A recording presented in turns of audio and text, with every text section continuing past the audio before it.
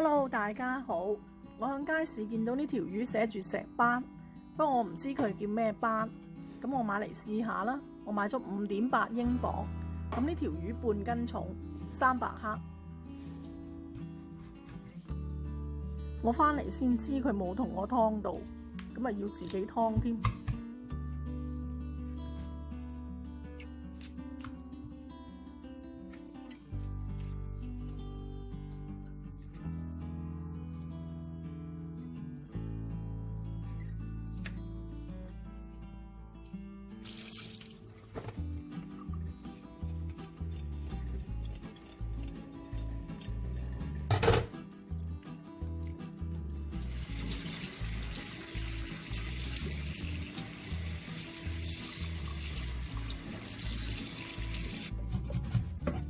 我平時少劏魚啊，咁應該咧就打咗啲魚鱗先劏嘅。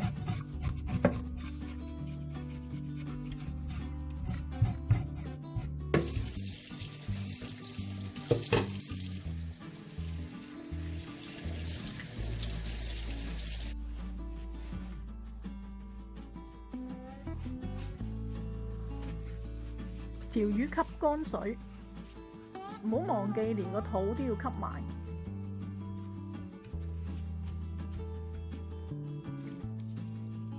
俾啲葱響碟底，晾起條魚，咁應該打橫放會好啲嘅。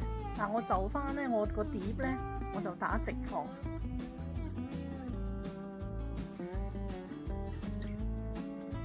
有啲人呢會放對筷子響個魚嘅底下邊，咁令蒸魚嘅時候更加透氣。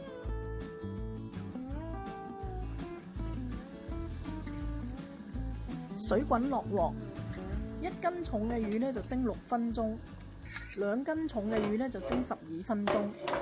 雖然我呢條魚係半斤重，但我都會大火蒸佢6分鐘，因為一般家庭嘅火力呢都係比較弱啲嘅。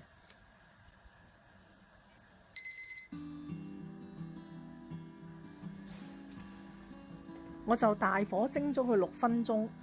咁如果你真係驚佢熟唔透呢，你可以熄火焗佢1分鐘。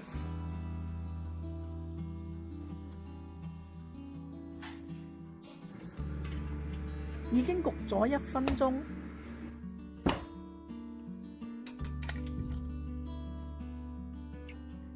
我老公要啲魚汁撈飯，